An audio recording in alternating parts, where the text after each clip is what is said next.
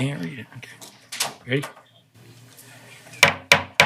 I will call to order this regular meeting of the Board of Education, which has been duly noticed on October 22nd, 2021, through posting and notification of the press in accordance with Wisconsin State Statute 1984. Can't hear me? Okay. I think it is. I'll just have to use my singing voice. No. Jeez. Everybody's a critic.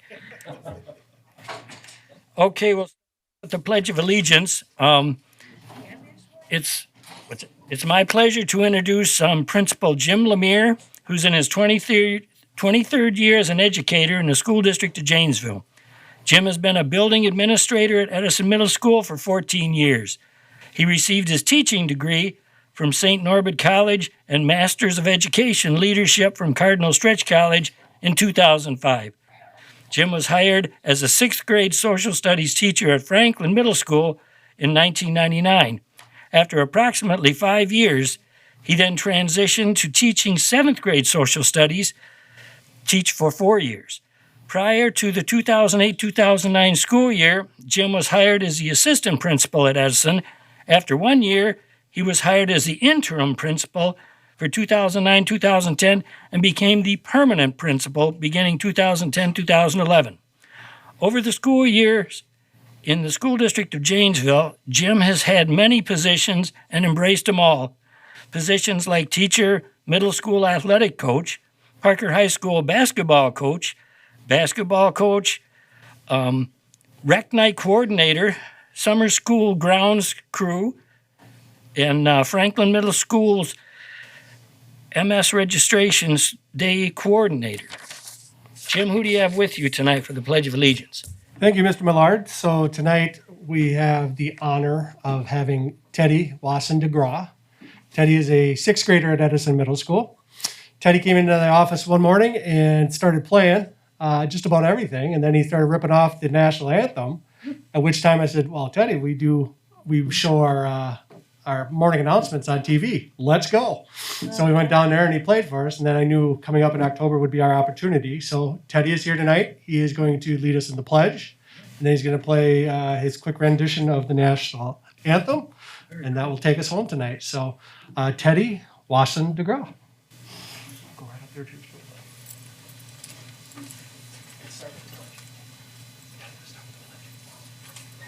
Allegiance to the flag of the United States of America and to the republic for which it stands, one nation, under God, indivisible, with liberty and justice for all. Most of the time.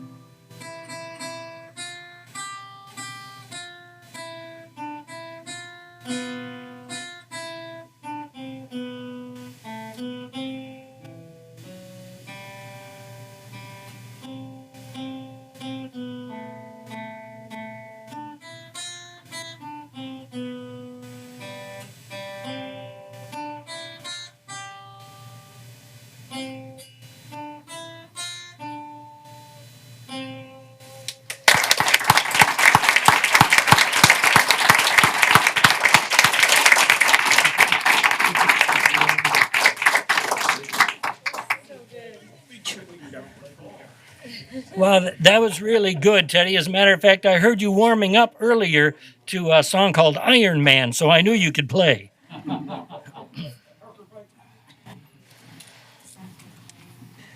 So next, I will open up the public hearing for the budget for 2021-22. And we have one person that is going to speak on that. And if you will direct yourself to Superintendent Pufall. He is our timekeeper tonight. Okay, This is Tom Lipinski. that's good. I timed it, so And would you tell us where you live, please? sure. Tom Lipinski, 1828 North Hawthorne Park Drive in Janesville.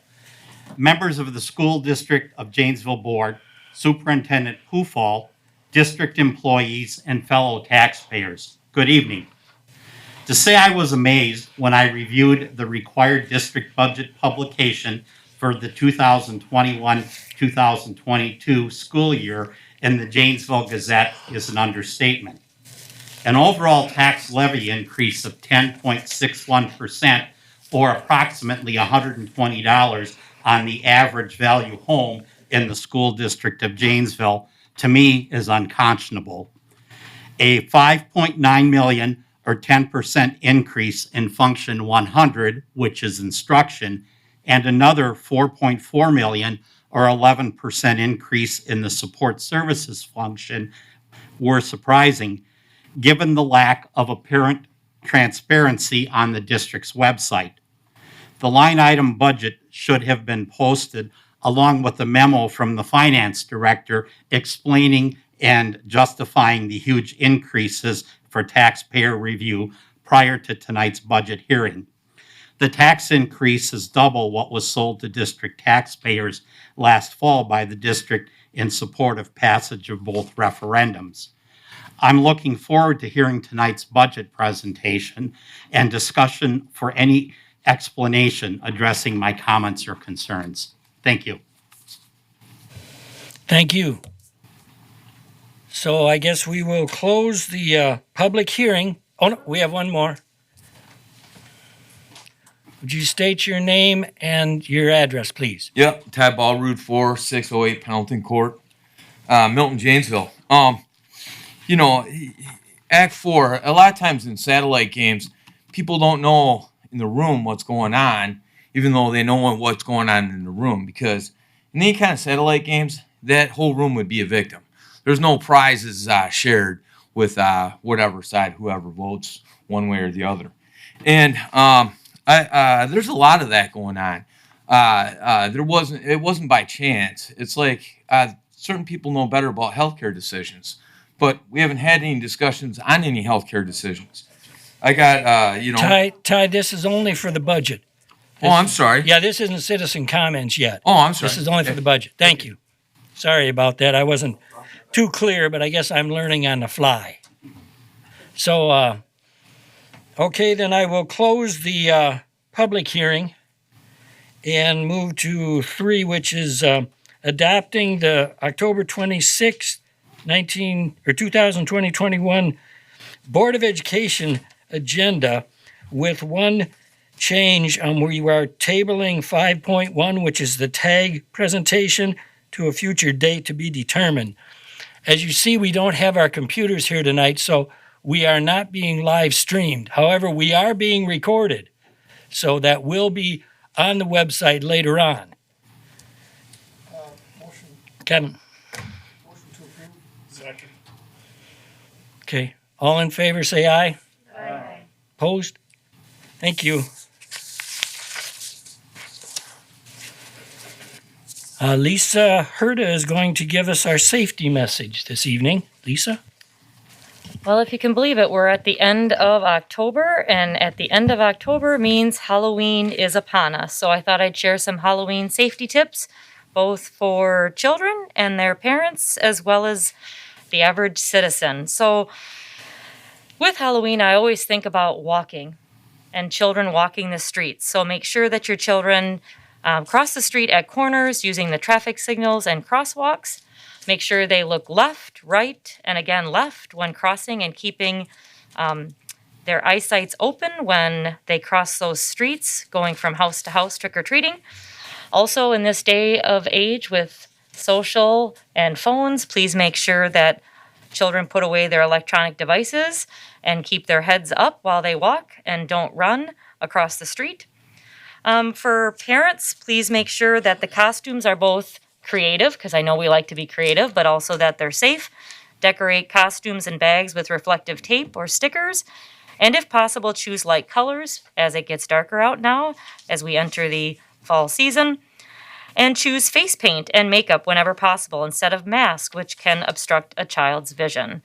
And also for the average driver, if you're out and about for Halloween, please make sure that you're driving extra safely on Halloween. Slow down and be especially alert in those residential neighborhoods where children are trick-or-treating. Thank you. Very good, Lisa. That's great. Next, we're going to have our student presenters. From Rock River Charter School is Nathaniel Tierman.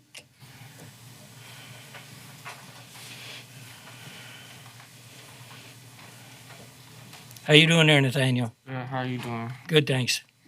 Good evening, Mr. Poofall and School Board Commissioners. My name is Nathaniel Tierman, and I am a senior in the e-learning program at Rock River Charter School.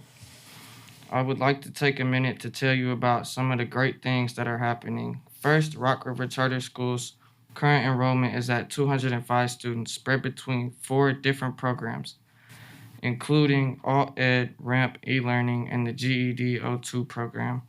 This school year, we have had a total of 234 students enroll with us at some point. Of the 234 students, we have already graduated 18. Between students graduating and or successfully transitioning to another program or school, we hold a steady 97.86% success rate. Rock River Charter School continues to be a great option for many students in the School District of Janesville.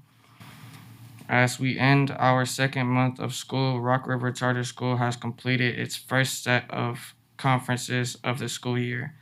As a school, we take parent involvement seriously and hold mandatory parent-teacher conferences 4 different times throughout the year. We continue to have excellent attendance at these conferences, averaging over 90% parent-student participation. Our next conferences will be held in January. In the GED O2 program, students are working hard to complete the required elements of the curriculum so they can earn their high school diploma. To date, 25 out of 26 GED tests have been passed. That's over 96% pass rate. A new book has been introduced into the curriculum.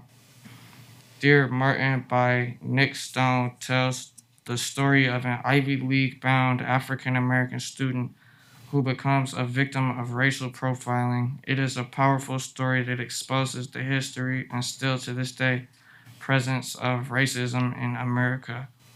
Of the 3 books students could choose from, almost half of the students chose to read Dear Martin. E-learning students have successfully completed over 150 online classes in their pursuit of a high school diploma. Many seniors are finishing up their final classes and preparing to graduate by winter break this year.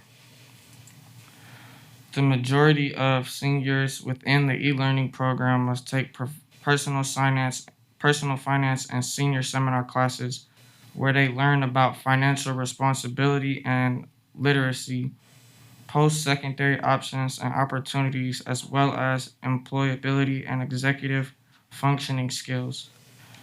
Many students attend Manufacturing Day / Black Hawk Technical Exploration Day, where they get a chance to take tours and learn about different job opportunities in the field of manufacturing. Finally, representatives from the National Alliance on Mental Illness came and spoke to students about mental health and suicide awareness prevention. The Reading and Math program, otherwise known as RAMP and RTI program, intend to boost both reading and math skills to meet GED requirements. Is Reading the Hate You Give and Ghost Boys this fall. Students are also reading weekly current event articles. They choose a relevant topic, then read local, national, and world perspectives on those topics. It builds relevance, vocabulary, and awareness. It also helps students understand facts versus opinions so they can identify these in their other areas like social media. Small group centers work to help students adjust to being back in school, as well as have them work on collaboration, cooperation, and community skills. Lastly, students have set 2 educational and 2 personal goals. Teachers meet with students weekly to reflect on action steps and help students determine if they need to be modified and get supportive feedback. In an alternative education program, students went to JSOL on September 9th. Students netted and identified wildlife such as crayfish from the creek and used that information to analyze the health of the creek.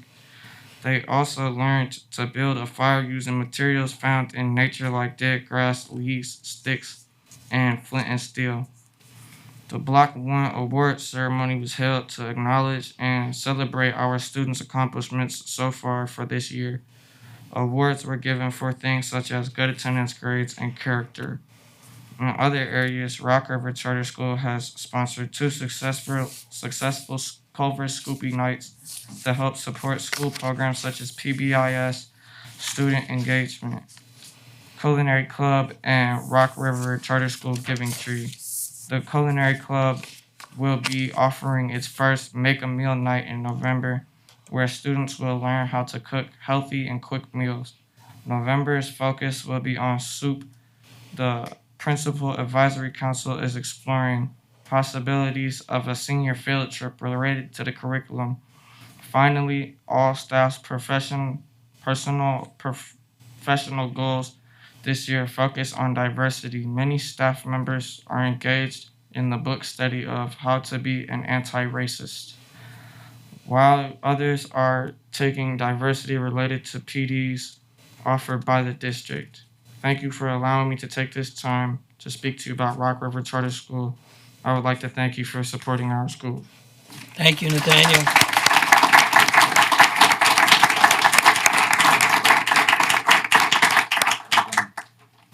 Next up would be from Arise Charter School, Natalie Castor. How you doing there, Natalie? I'm good. How are you? Almost as good as you. Good evening, commissioners, administrators, and members of the public. My name is Natalia Castor. I am a senior at Arise Virtual Academy. So in my whole school career, I have always been in person, until last year due to the pandemic. And now being at Arise, I have seen how it has helped and benefited me. For example, you can take your time. If you don't understand something, you can go back to the lessons as many times as you want. If you want to work ahead, you can. I say that it has been very helpful because you don't get stressed, pressured, and you feel calmer. I also like how you don't get any distractions, so you can stay focused on your work and actually do it and finish it. Finally, I love how the Arise teachers and faculty there are very helpful. They help you answer questions that we have and are always there for us no matter what. So having this chance to go to Arise has helped my grades increase. Makes me feel more confident in school and has impacted my life for the better. This year we have 313 students enrolled compared to our 2019 count of around 200. At the elementary and middle school level, we have instituted 1 hour of language arts live lessons and 1 hour of math live lessons each day. We have also established several levels of reading interventions. Number 1, daily lessons. Number 2, small reading groups. And number 3, individualized interventions. We have also brought in a reading specialist to coordinate our instructional practices. In order to enhance our math instruction, we incorporated number corners from our Bridges curriculum and at the elementary level, open up at the middle school level, and a math interventionist at the high school level. Thank you for your time this evening. Thank you.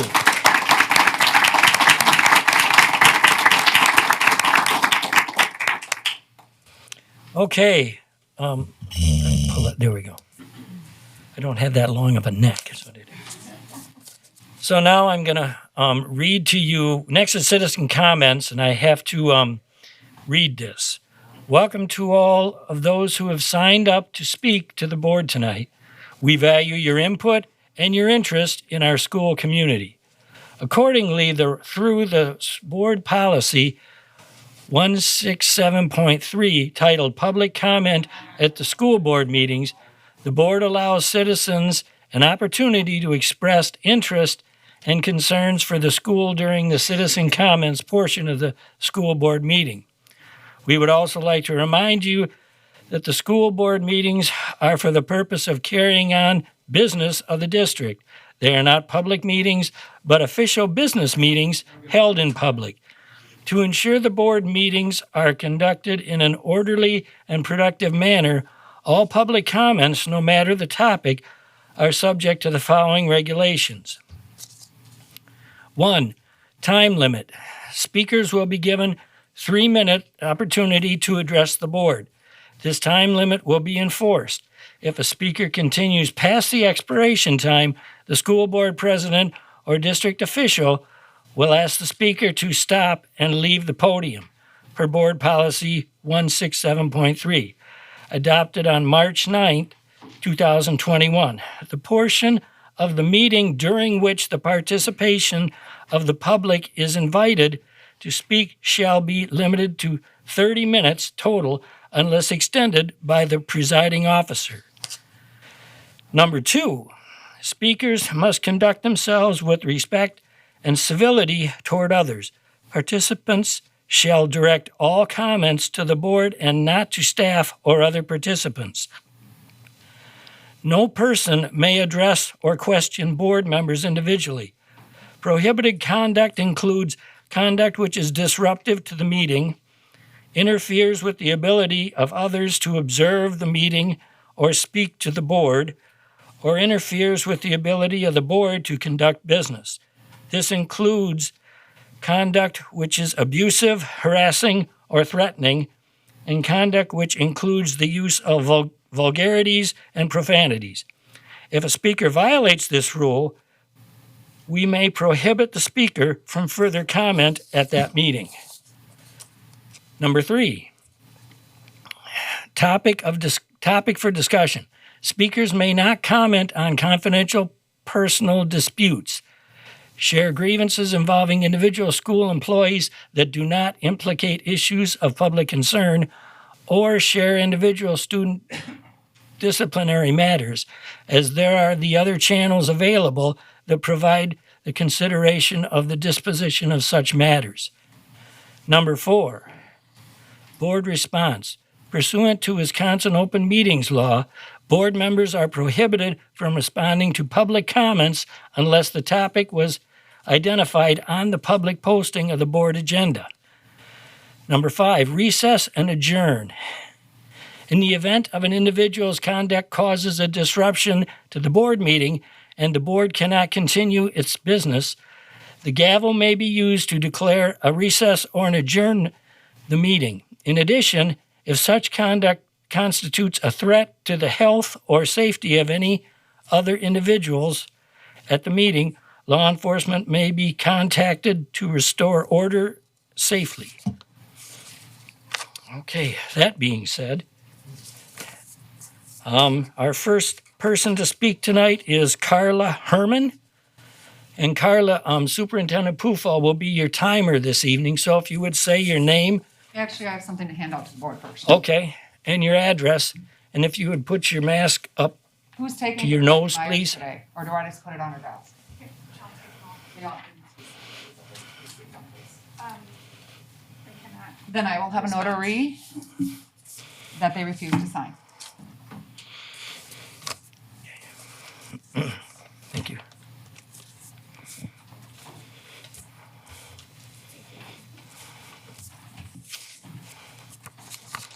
What's in that packet? My name is Carla Herman, 4344 Edgeview, Janesville. Thank you. What's in that packet is 5 documents, which I'm not going to go over right now because of something else that just happened to me. However, it is your responsibility to open up and read those. You have ignored verbal requests from me. I know some of you are trying to help, but you're not fighting hard enough, okay? Because you have failed miserably at listening to your constituents and your parents at the last few meetings, you left my husband and I no other choice but to serve you with official written notice on your gross negligence of our children and my child. In there is a notice of liability, a demand of cessation of unlawful coercion and unlicensed medical practice. Masks are ineffective in many ways, they may harm. Notice of potential liability for lack of informed consent when administering COVID vaccines, gene therapy, and COVID-19 vaccines are experimental. I suggest you read them because there will be more coming. But what just happened to me is discrimination, and harassment. I have asthma, which is none of your business. I have a medical condition where I do not need to wear this mask. It says so on your website. Note, medical exemptions to wearing a mask are allowed. You guys, literally, your vice president and superintendent were just caught without masks in this building. They should be resigning tonight. It's unethical to expect our children and us to do one thing and then you do another, and it's circulating across the web right now. It is wrong. You guys need to resign because what you are doing to our children, you are causing fear in them. There are kids that don't want to wear masks. And you know what teachers are telling them? Get the vaccine and you can take off your mask. That's coercion and it's intimidation and it's illegal by parents or teachers. It's illegal. And any teacher using these methods should be removed from their position immediately on grounds of abuse of authority. Thank you. Thank you.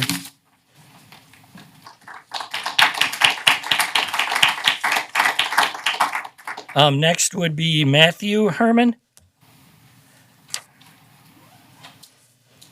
As I said, Superintendent Poofall will be doing the counting down the time, and if you'd say your name and your address, please. Sure thing.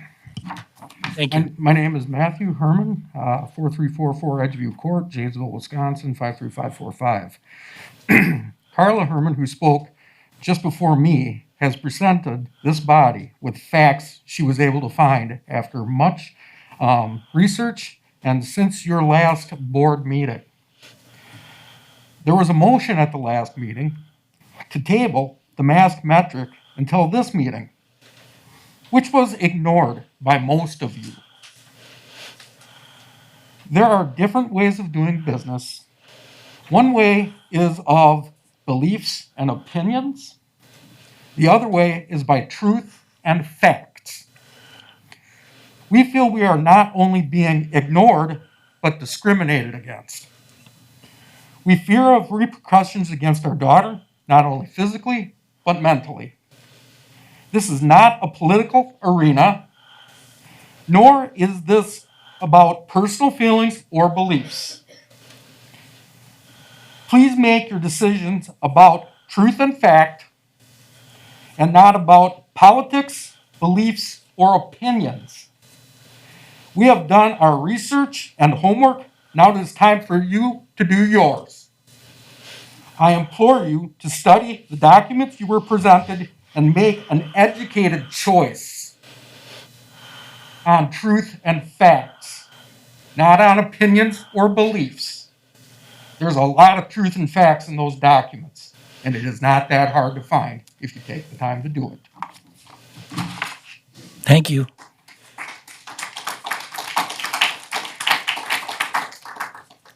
Next would be Tammy Goldstein.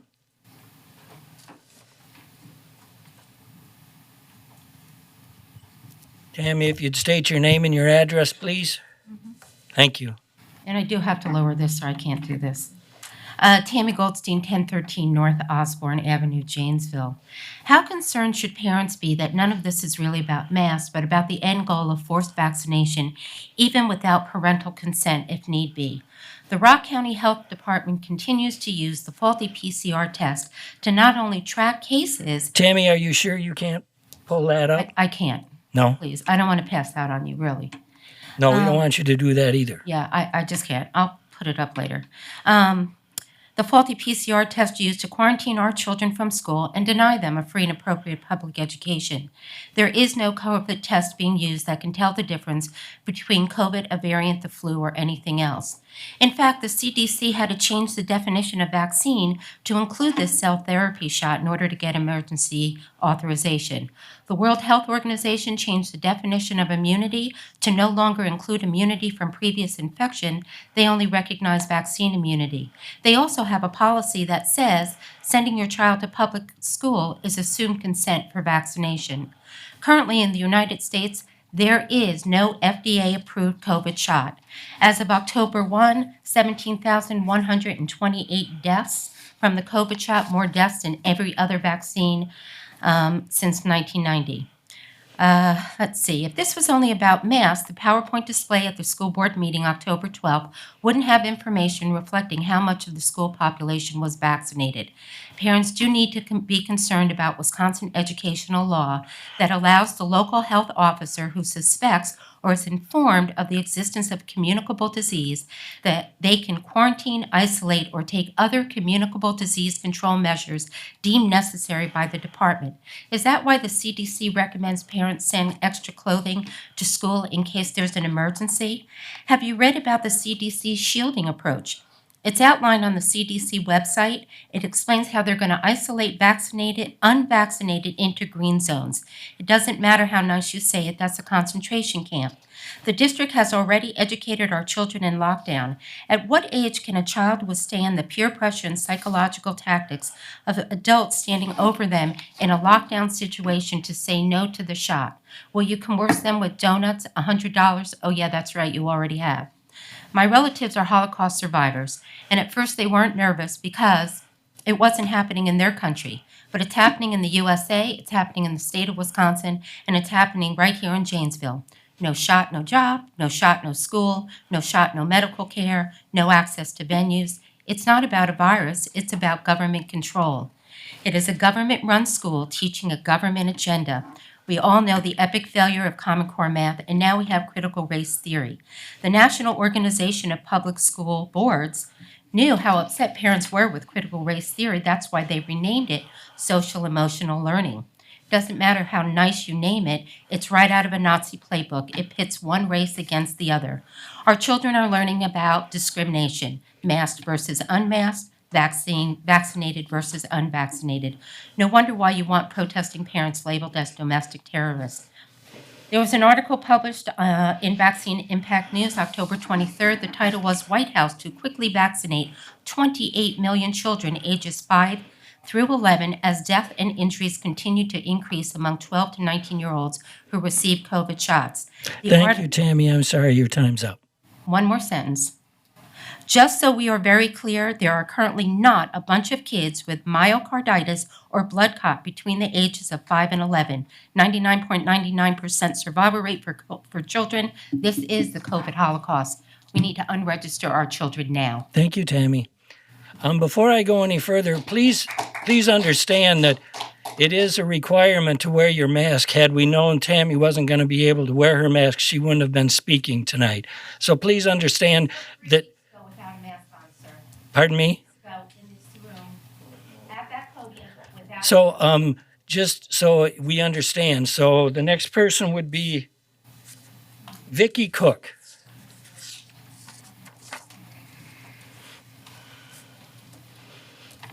Good evening. My name is Victoria Cook. My address is 922 North Lexington Drive in Janesville. Who I am is a very concerned mother of 2 children currently enrolled in the School District of Janesville.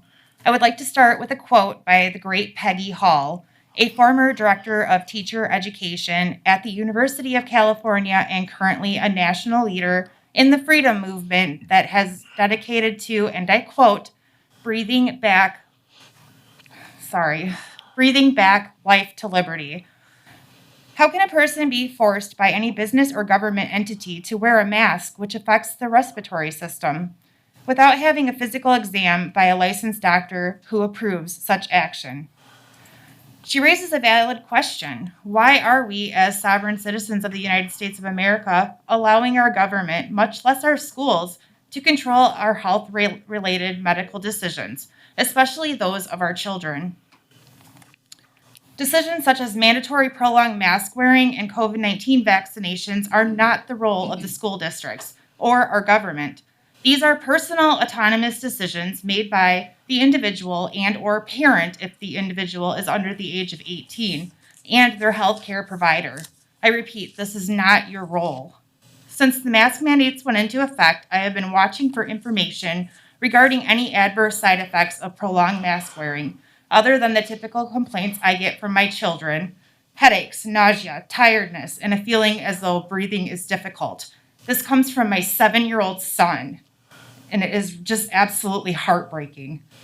Because I knew in my gut something about this cannot be healthy for any human being, let alone our children.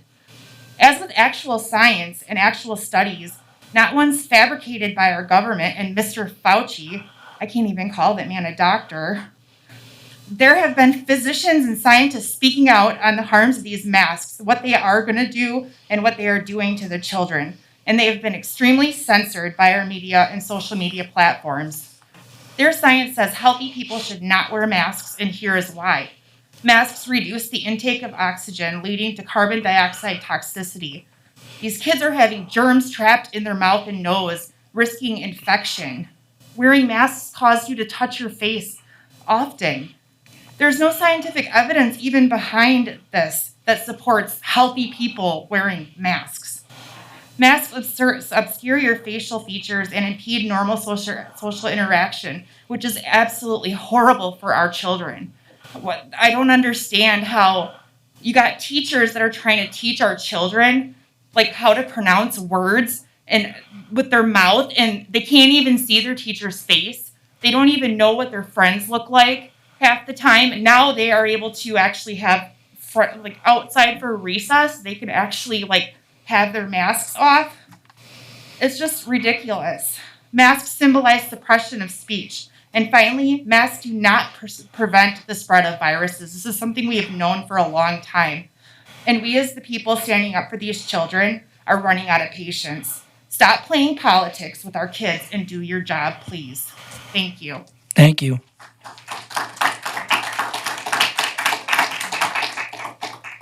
Next, Bill Mitchell.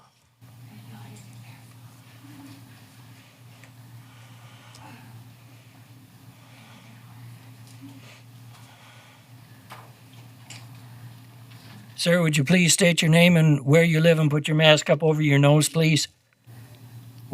Yeah. Thank you. I'm going to have to shout, obviously, because I got this diaper on my face. So, and your PA system is broken. So I hope everyone can hear it. So be it. Not only do you muzzle our rights, now you're muzzling our voice. What's next from this board? I want to call your attention to the general school operations. Sir, could you give us your name and address? Name is Bill Mitchell, 3731 Fairfax Court, Janesville. Thank you. Call your attention to the general school operations and the Wisconsin Statutes 118, and to the section on human growth and development instruction. Therein, it states the purpose of this section is to foster a partnership between parents of pupils in the school district and to promote the optimal health and well-being of the pupils. Defined in this section is this statement: medically accurate information means information that is scientifically based and published where appropriate in peer-reviewed journals. When will the Janesville School Board provide the medically accurate information that's scientifically based and published in peer-reviewed journals and textbooks concerning face masks, as I just said to you, required by Wisconsin law? When will the Janesville School Board provide the code of law that justifies their authority to order that face masks be worn indoors by all students? Recently, the National School Board Association, in a letter to its members, stated, "We regret and apologize for the letter." What do they regret? What letter are they talking about? They're referring to a letter sent to the Biden administration characterizing protesting parents as a form of domestic terrorism. Is that how you people view us students, us parents coming up here? And further on, they stated, as we've reiterated since the letter was sent, we deeply value not only the work of local school boards that make important contributions within our community, but also the voices of the parents who must continue to be heard when it comes to decisions about their children's education, health, and safety.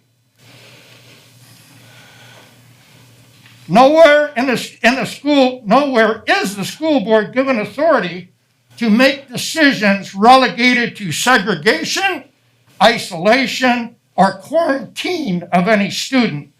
These decisions are only within the purview of the Public Health Department. One more sentence. Therefore, it's my demand and expectations that the immediate compliance with Wisconsin law and the Wisconsin Constitution will ensue. This includes, but is not limited to, mask mandates in any facility or conveyance of the school, COVID testing, vaccine requirement, or any discussion about the vaccine, or any attempt to arrange students into groups based on an arbitrary category of any kind. Thank you.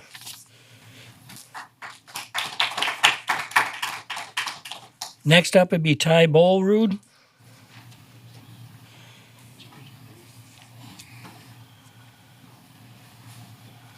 Ty Bolrud, 4608 Pendleton Court, Milton, Janesville. You know, the day that you guys started litigating against public comments right away is the day that y'all all litigated. Also, you litigated against the students having any other choices. I mean, were our healthcare choices since this, you know, since you know, the CDC has brought it up. You know, most people don't know that it's an atmospheric thing. The FDA, that's how come they track it from somewhere else. We don't actually track the numbers in sickness at our schools. We track it from somewhere else. How's that possible? And isn't that leaving a lot of power to people that aren't anywhere around making decisions on behalf of other people that are here? I mean, are you guys giving up on you know, actually doing committees and having people that work for you? You know, the whole idea that we're going to litigate, government's going to litigate against the public in the name of in the name of you know, some kind of healthcare emergency, minus any healthcare discussions. People have to deal with police. They're scared. They're tired. Their kids are beat up. You know, 8 hours a day. I haven't put a mask on for 8 hours. I bet you anybody in here hasn't put a mask on for 8 hours in this last week. I bet money on it.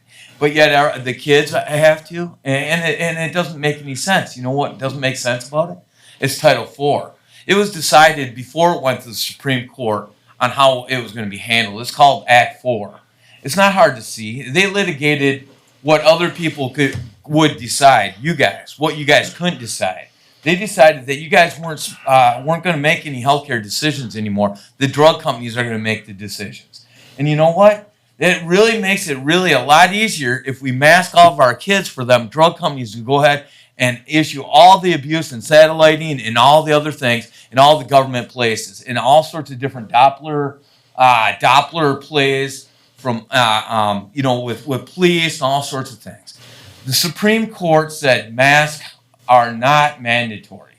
So the fact that you've thrown it out, you've thrown out the public from making any kind of comments, getting any kind of steam going.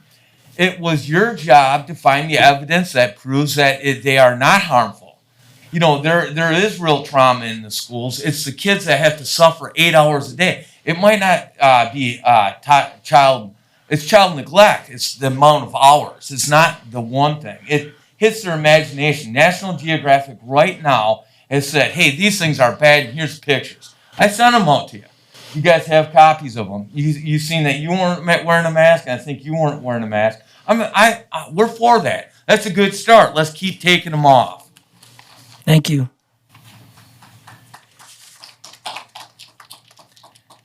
Alex Brandenburg.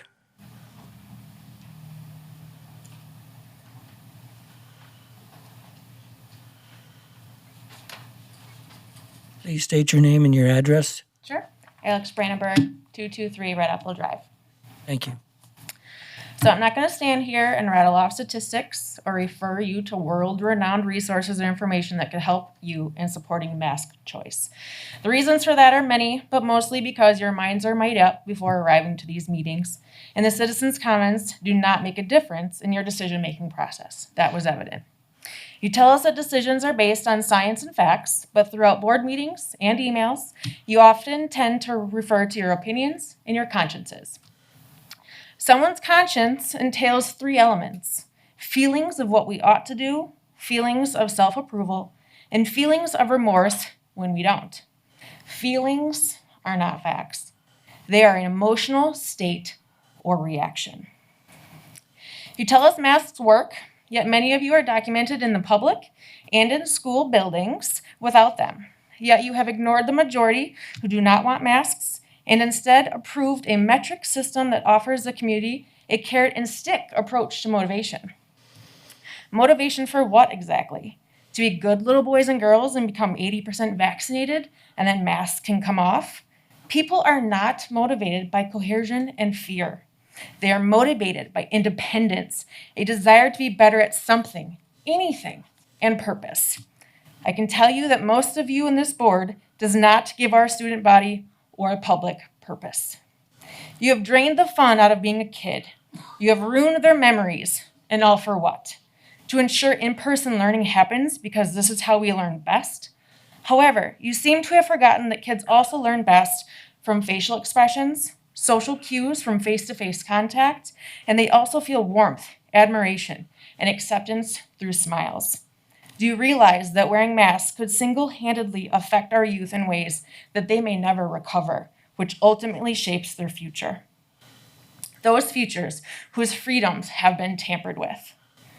Ronald Reagan once said, "Freedom is never more than one generation away from extinction. We didn't pass it to our children in the bloodstream. It must be fought for, protected, and handed on for them to do the same. Or one day we will spend our sunset years telling our children and our children's children what it was once like in the United States where men were free." He spoke these words to unify the American people for a shared goal of freedom because he knew it wasn't a guarantee.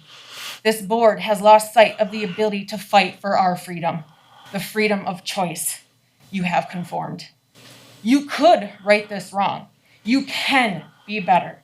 Please make this school district great again. Thank you. I don't think we have any other, does anyone else care to speak? We don't have any other, no? Okay.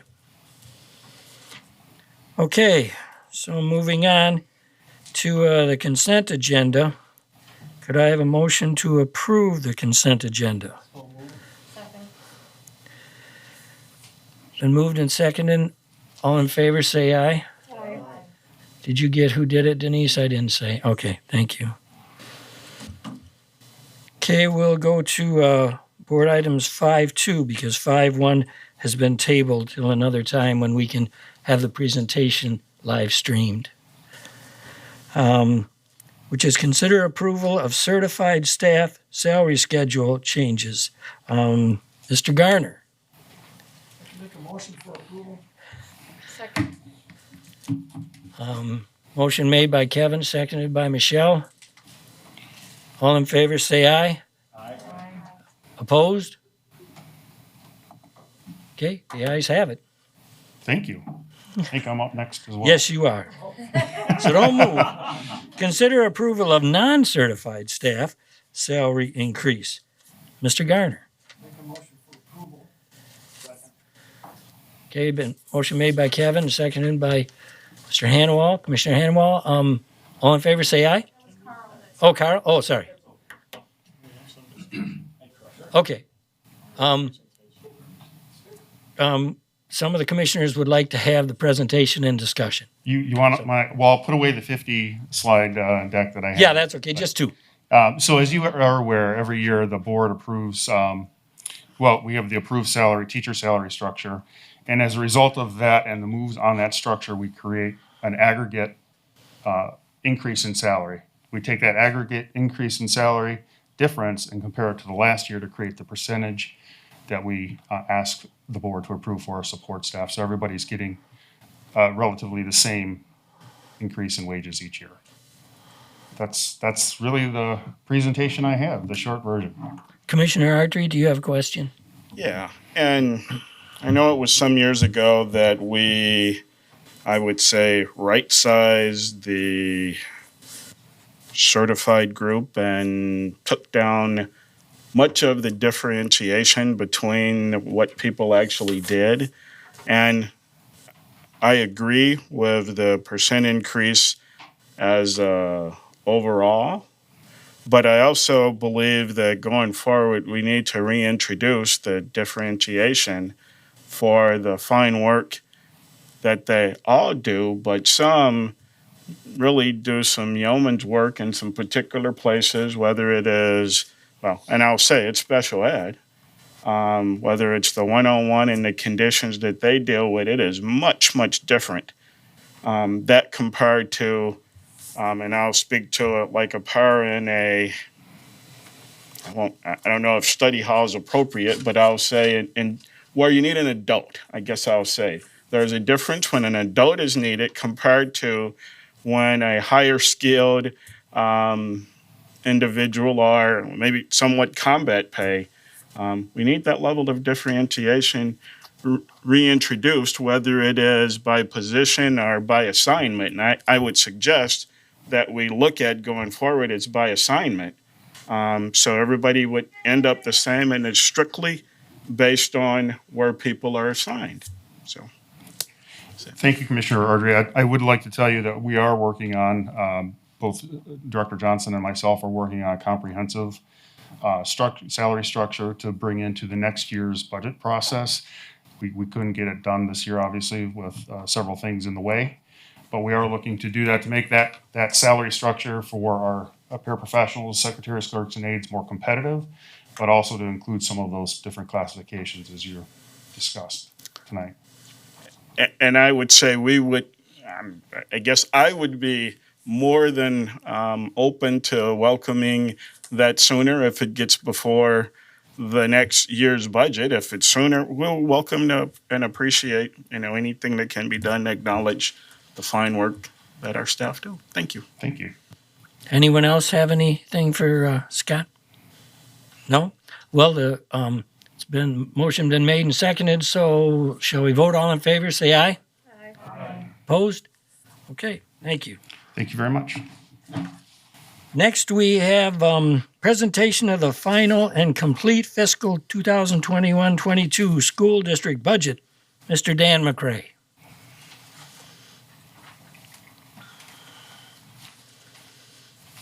Well, I was fearful you would expedite Mr. Gardner's presentation of his 50 slides. So in lieu of that, I did, and actually will add another 50 to my already 50 slides for the budget presentation. So just to keep moving along. So first and foremost, really a lot of thank yous need to go out to the fellow administrators, the benefits department, HR, business and finance. Thanks very much. And especially, if you will, the finance committee, which provides a really good level of direction to the business services group. So a lot of work.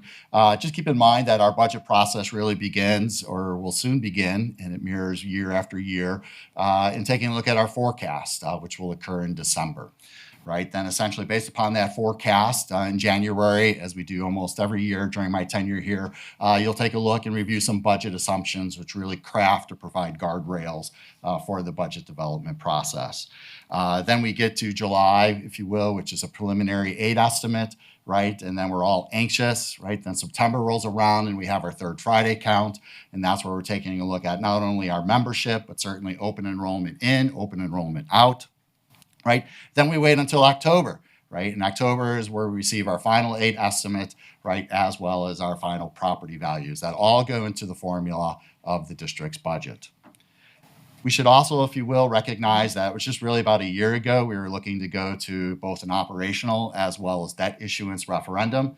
The community supported those two referenda questions, and so that was in November of 20 in preparation for the 21-22 school year.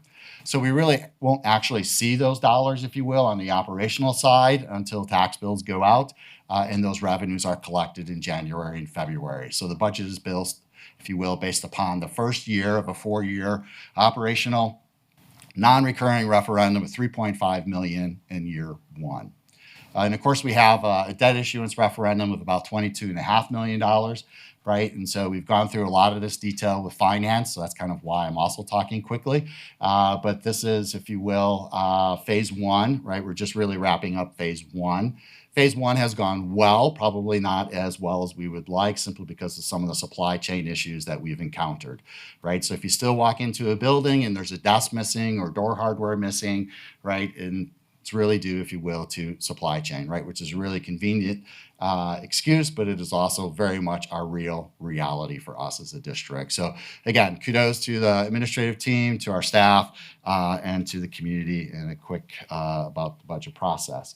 At your desk side, and what was posted is you have kind of a sample 6590 budget adoption, which is different, if you will, than the budget publication model.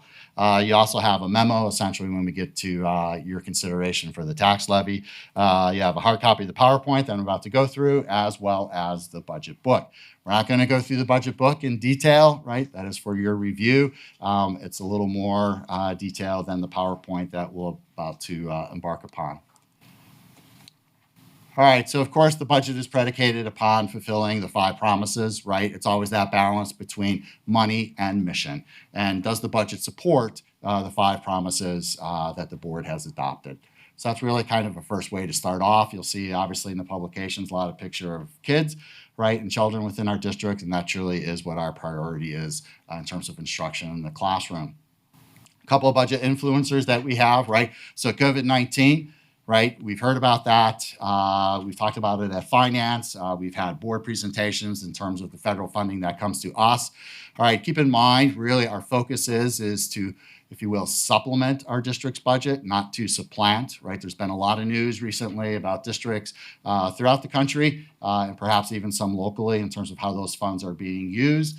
All right, ours is, if you will, is to focus on instruction predominantly, right? And you've heard the report out in prior meetings, right, that essentially we're investing to try to keep class size low, right, as well as just PPE and other things that we noted in the budget documents. Keep in mind that when we look at the total budget this year, right, that also includes $5.5 million of Esser 2 funding.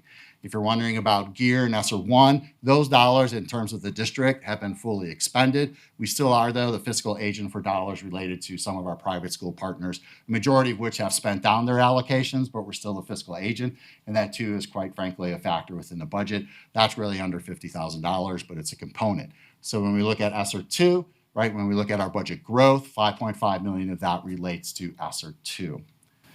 All right, and then of course, when we are building our budget, we covered this last year, right? So when we lease our equipment, we're to record that as both a revenue and an expense, right? It's a GASB requirement, so we do that. All right, doesn't mean we're spending $3.5 million. If you're really to take a deep dive into 281,000 function of the budget, don't worry, I don't expect you to go there, right? That's for Matt and I to know where it's located. That's where we record the annual expense, but we have to record the initial purchase value of that lease as well as an expense, revenue and expense.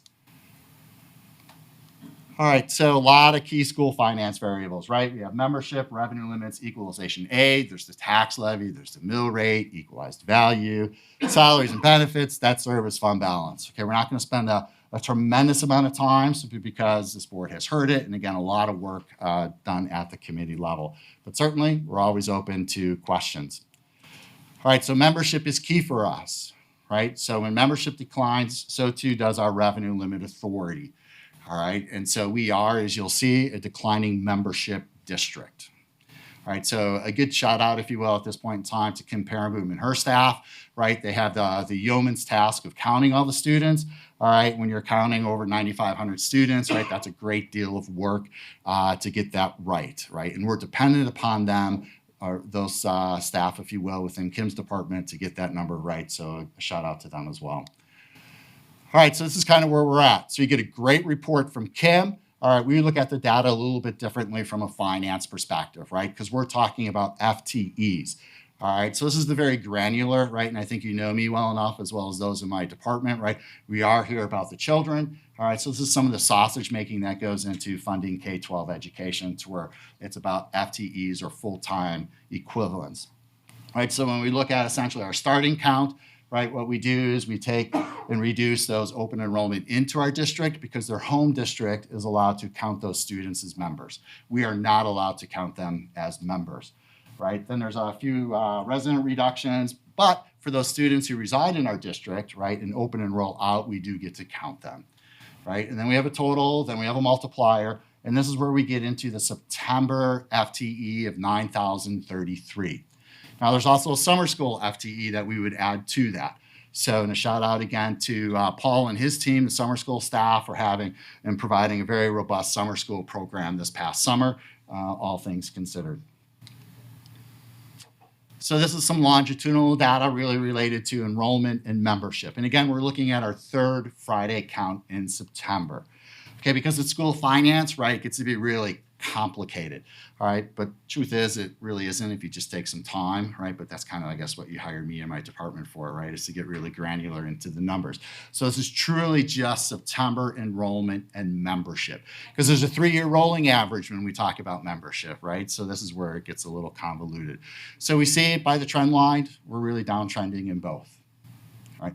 Now, in the past, I've shown a slide to where people will say, hey, you have less children, you know, why aren't we closing a school? Right. So keep in mind, when you have 20 schools and multiple grade levels at schools, even as you drop, it's not as though you can say, well, we need 3 less classrooms at ABC Elementary, right? Because 60 children have left, because we're not losing 60 children, if you will, at that grade level. Right. So it's, but over time, right, our revenue limit is shrinking because of declining enrollment and membership, declining membership. Good news is we're still, if you will, upside up when it comes to September open enrollment. So the darker column, right, is our open enrolled students in, right, which are choosing to come to Janesville, and the blue is open enrollment students out. So we are net positive this year, 183. All right, so I'm going to pause there and say this is a snapshot in time, right? And so as we move throughout the year, right, when Kim and her department do fine work, when we get to January, you're going to see some fluctuations, all right? Because again, we're trying to track down and identify over 9,500 students, right? So we're up 183. Last year, we were 160. All right, and so when we look at that, right, those are very positive numbers because some districts have the opposite. Right, so it's good for us. It speaks to our programming that we have in the district. So revenue limit. All right, so a lot of terms that come into revenue limit, right? And I'm not going to go through all of these, right? The evening's getting long. I can see it in your eyes. All right, but essentially the revenue limit formula, right, is Fund 10, Fund 38, and Fund 41 are what we get to tax for, right? Within the revenue limit authority.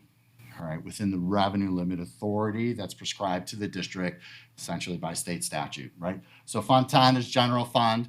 Fund 38 is non-referendum approved debt, right? A lot of that has to do, if you will, with the rebalancing of the Wisconsin retirement system. And we do not, within the revenue limit authority, if you will, tax for Fund 41, okay? We just don't. This is, okay, a very ugly document that only school business managers and others get really excited about, okay? So this is the revenue limit sheet that we have to work through. All right, again, it's in your documents, right? I'm just gonna get a couple highlights. A is always our base revenue, right? So that's just the base revenue, that's our starting point. Because in the future of this document, when we get to a declining enrollment environment, right, you're not gonna have any less revenue than your prior year base revenue. Right, so it's a circuit breaker. It's a safety so you don't fall because of a result of declining membership. Right. B is the prior 3-year rolling average that A is calculated on. C is our current 3-year rolling average. So we're seeing that current 3-year rolling average decrease. Right. D, if you will, is our declining enrollment exemption. All right. So you're going to say declining enrollment exemption. That again is kind of a circuit breaker for the district to where we don't fall hard, all right? But the declining enrollment exemption, right, and this is where I get really excited, is a non-recurring exemption. You're gonna go, okay, declining enrollment exemption is a non-recurring exemption. Okay, what does all this mean? It's a circuit breaker, but it's just not a circuit breaker that goes year after year after year. But to some extent it kind of does if you're year after year after year a declining enrollment membership district. Right? So part of the challenge in doing the budget, right, is we have budget assumptions. And so we're going to assume a number for membership. Right? If we go all the way back to January, February, I believe we assumed 9065 as that membership number for September related to the third Friday count. Okay, that's nice, Dan. So the problem is if that number were to skyrocket, your declining enrollment exemption goes away and you have less revenue, right? So when Scott Garner, right, and his team are working on staffing, what's the number, right? So we pick a rather safe number based upon historical data, and that's what we target. If, it's great to have kids and membership back in our district. If we would have shot up, we'd have less declining enrollment exemption money, and we have even a tighter budget. All right, so September is very worrisome, right? People want guarantees in school finance because of the mechanisms that are involved. It's hard to really get to that guarantee throughout the budget development process, particularly in a very volatile environment that we're in. All right, so our children came back. We budgeted 90-65, right? We came in at 90-33, so we were less. All right, if we would have been more, it's great. We want more kids to come to our district, right? We're not here to dissuade people from coming and moving to our district. But part of the finance formula is, all right, your declining enrollment exemption goes away when you're a declining enrollment district, when you have more. It's a 3-year average. After 3 years, when those more students come, the better off you are. Then we have property values. All right, if you want to take a little bit of a look, right, in your document, you'll see new ICS independent. And you'll see 8 as the count. Okay. Anyone want to take a guess as to what that 8 FTE is for the new independent charter school? It's the Lincoln Academy in Beloit. So 8 of our residents are attending the Lincoln Academy. All right. So we get to tax for those residents. All right. And we get to tax for them because it's going to cost $9,200 in equalization aid for those students that comes out of the pot for the rest of the district. Sorry, a little bit of a gnat flying around. Okay, F, if you will, is our $10,000 low revenue limit ceiling. That was increased. We're really a low revenue limit ceiling district. That has not changed, right? And then we get all the way down to the alphabet. All right, we're going to go to J. Those are, if you will, the different funds we're levying in. We're going to go over that towards the end of the presentation. All right, and then we get to what everyone is curious about. Okay, what is the total levy? Right, and the total levy is being suggested to be $46,994,704. All right, so that is, to the earlier gentleman's comment, that's about a 10% increase in the levy.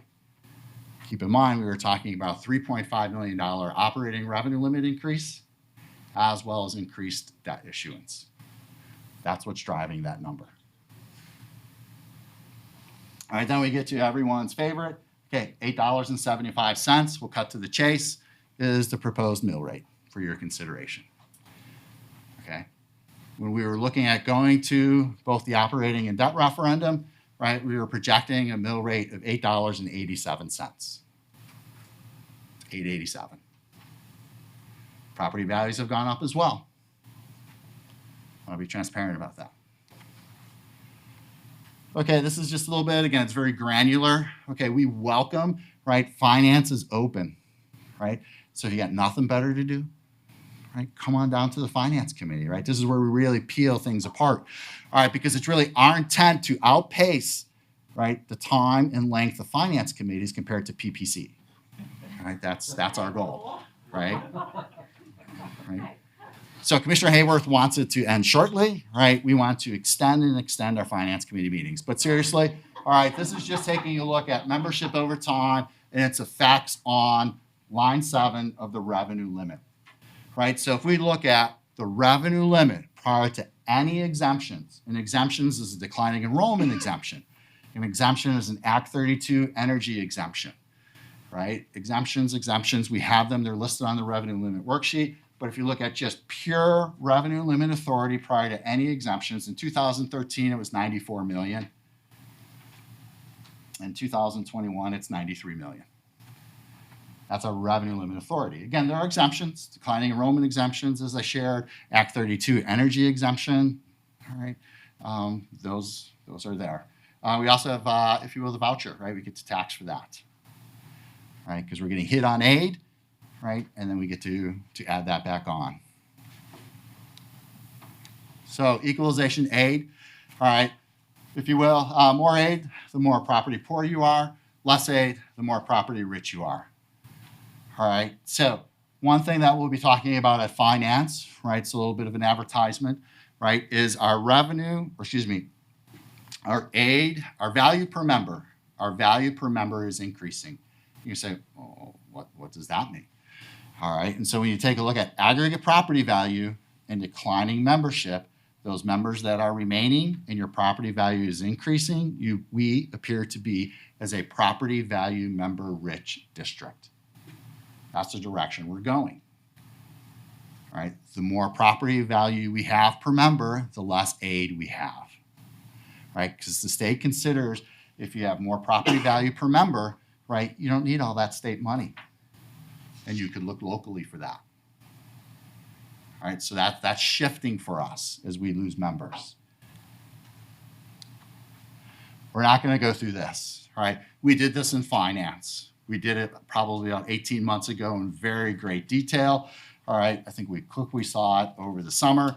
All right, and again, I won't spare you, but you saw, oh my gosh, right? Allison's going to send me back for language arts, right? So what you read in the Gazette Extra, and it's true, okay, every district in Rock County except Beloit, all right, saw an increase in equalization aid. Okay, equalization aid is not new money, it's property tax relief, which allowed us, if you will, not to fully expose, right, to $8.87, but to come in at $8.75. Okay, this really ugly looking chart, again, only Matt Sylvester Knutson and I get excited about.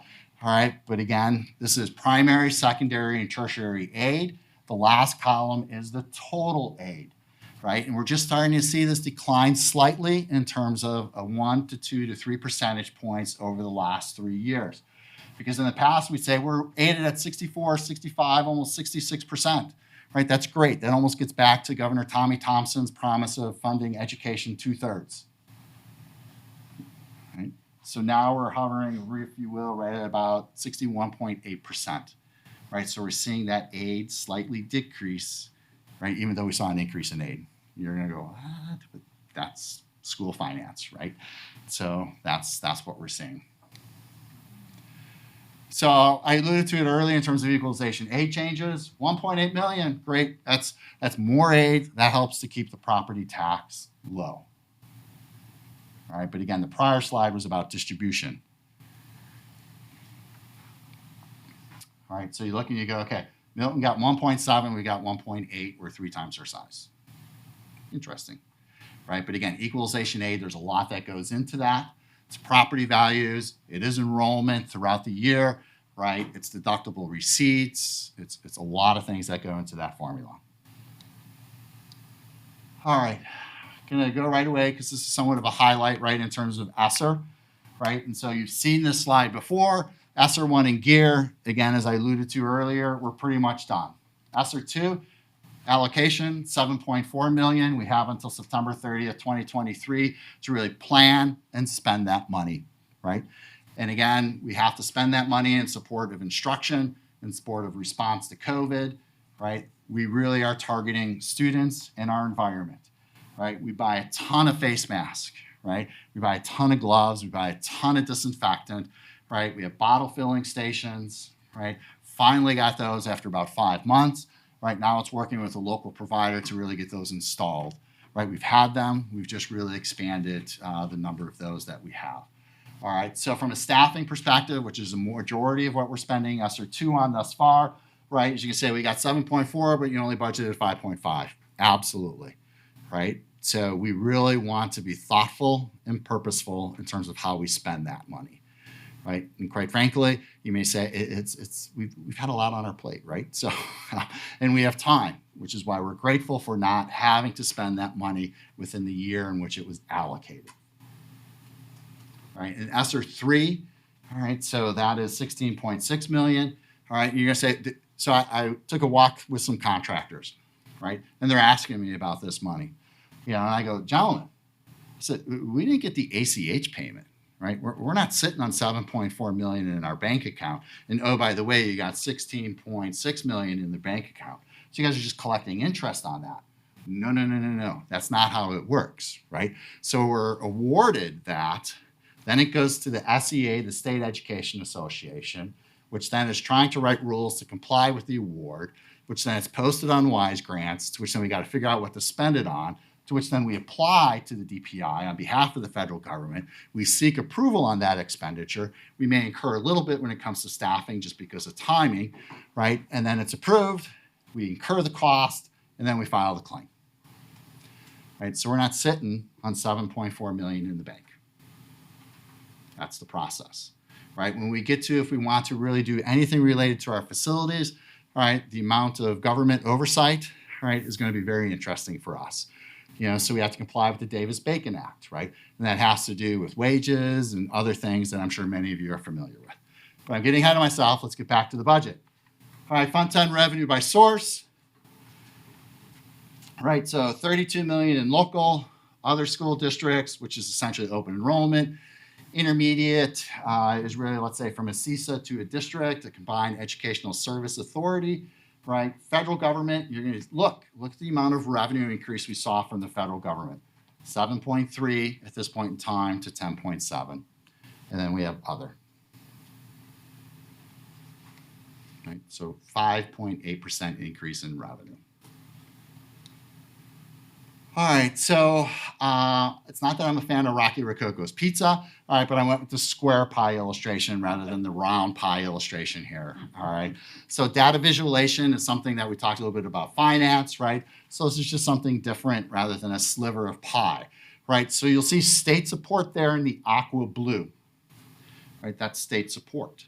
I'm going to pause there for a moment. And so Commissioner Ardrey raised a great point when we presented the budget a few weeks ago, if you will, in finance, right? He goes, can you go into a little more detail, right? What's a local revenue? What's a state revenue? And when you look to that giant 11 by 17, okay, sheet that you have at your desk there, all right, you'll see in blue ink, Matt Sylvester Knudsen did a yeoman's job in terms of really providing a little more definition in terms of, well, what's 110,000 function? What's 120,000 function? And so on and so forth, right? You know, we can drown everyone here with accounts and data, right? And again, one of the things we talked about at finance, and we're not there yet, is transparency is printing off a 600-page budget and saying, there you go, gave it to you. All right, so I think what we're trying to do at finance and to the board as a whole is really move from beyond transparency to more understanding. Not that we're going to make you all 08 licensed school business managers. That's not the intent, right? But to just provide and continue to provide understanding.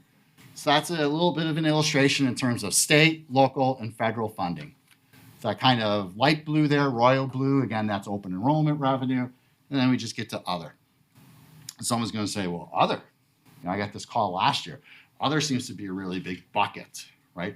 And it kind of is, right? Some of it's 800 because we have to record that revenue related to a lease. Some of it's miscellaneous expense. Okay, so when we look at over here to Director Johnson, right? So we're looking at our workers' compensation. We get a dividend, right? Did a great job. It's part of the agreement, right? You're going to get a dividend, which is a refund of a prior year expense. We have to record that as a revenue, right? Our workers' comp is about $750,000. You know, you get a 20% dividend. You know, that's what's driving some of that. Okay, a lot of detail here when we look at expansion by function. Okay, we see our expenses went up about 6.5%. You say, well, 6.5%? Yep, absolutely. And $5 million that's driving that is related to Esser. Here's just a different way. So instruction, right? That's what we do. You're going to say, well, holy smokers, Dan. You know, business administration, you got a heck of a large budget. Well, it's not really all mine, right? But it's everything from utilities to transportation, right, to HR, and so on and so forth. And you're going to say, look at that transfer number, right? So transfers. So keep in mind, from a state perspective, when we look at special education, right, we are funded just under 30 cents per dollar. The remaining comes from a transfer from Fund 10 to Fund 30. Right, so that's about about an $11 million transfer this past year. And this is just revenues by source. So it's off a little bit. Last year, the actual transfer was 11.3. This year, we're targeting about 11.9 or just under $12 million. And taking from Fund 10 and applying it to Fund 27, we receive federal aid, we receive state aid, and the difference is made up by Fund 10. Again, Fund 10 is a composition of both local tax dollars as well as general aid from the state. There's a different way to look at it. So you've heard in the past, we need to maybe pour more money in from a state perspective for special education. What that does is the dark blue then gets smaller, right? Because the state would ideally get larger. When that dark blue gets smaller, that's less of a transfer from 10 to 27. When it's less of a transfer from 10, then that means it's more dollars available for Fund 10 instruction, right? That's not to pit Fund 10 to 27. We have an obligation to all of our students, but that's just the economic side. And then we get to expenses by function. Instruction, pupil services, instructional staff support, general administration, business admin. Well, once again, Dan shows up, right? Central services, and you're gonna say, hey, business admin, special ed, okay? Transportation, right? It's not all transportation, but a vast majority of that, right? So the School District of Janesville probably is under 600 students that we transport on a daily basis, majority of which are probably special education. And when we say special education, let me clarify that by we have some early childhood, we have 4K, right? All those elements within that. Okay, School District of Clinton probably transfers about 500 students. So thank goodness for neighborhood schools. And just another way, if you will, to look at Fund 27, right? Instruction. So instruction is, right, I'm sure it goes without saying, that is the teacher in the classroom, the speech language therapist, the physical therapist, right, the para staff, all in support of what we do, which is in support of students. All right, so we have Fund 38, non-referendum approved debt, right? That is within the revenue limit authority, right? And the majority of that, if you will, goes to really refinancing when we had a merger of the two Wisconsin retirement systems way back when. Fund 39, okay, this is where we get into our referendum approved debt, right? So this is our, let me go back. Fund 38 also contains an element, which is our Act 32 energy exemption, right? So it's not all related to the WRS, right? Sorry about that. Fund 39, right? So this is debt. This is still paying off, right? The referendum from 2007, right? Because we issue for up to 20 years potentially. So it's still here, even though it went way back then, right? So that's the Craig, right? That's the Parker High School. All right, now we're also starting to throw in our debt service payment related to our secure pathways, right? So there's also those elements in there. All right, and just a little bit about Fund 38 and 39 in some detail, right? So this question, so Commissioner Murray asked for this detail last year. I think we provided it a little bit after the fact, maybe it was before, right? So we, again, wanted to get to that level of detail.